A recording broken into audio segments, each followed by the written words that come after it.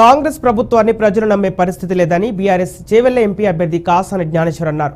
అడ్డగోలు హామీలిచ్చి విఫలమయ్యారని ఎద్దేవా చేశారు. ఎన్నికల ప్రచారంలో భాగంగా వికారాబాద్ జిల్లా కుల్కచెర్లలో కార్యకర్తలు ప్రజలతో మీటింగ్ నిర్వహించారు. కాంగ్రెస్ హామీలు నమ్మి మరోసారి మోసపోదని కాసాని హితవు పలికారు.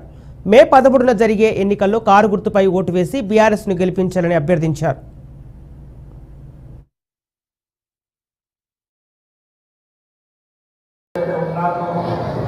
మంచి జరగాలనే విషయంతో ఆయన ఆలోచించారు.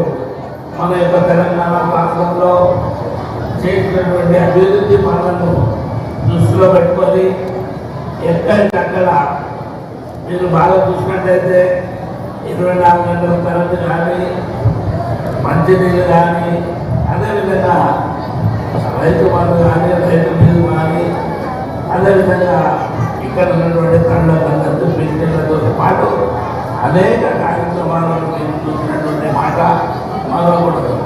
మిత్రులారా, మరి తెలంగాణ ప్రభుత్వం ఈ రోజైతే 6 నిమిషాలు కష్టపడుతూ చంద్రశేఖర్ ద్వారా ఆయన యొక్క పనుల వల్ల మన ఊళ్ళన్నీ సుభిక్షంగా ఉండేది, పంటలు కానీ అదేవిధంగా పండే విధంగా అన్ని కార్యక్రమాలు చేసినటువంటి వ్యక్తి మన మరొకడు.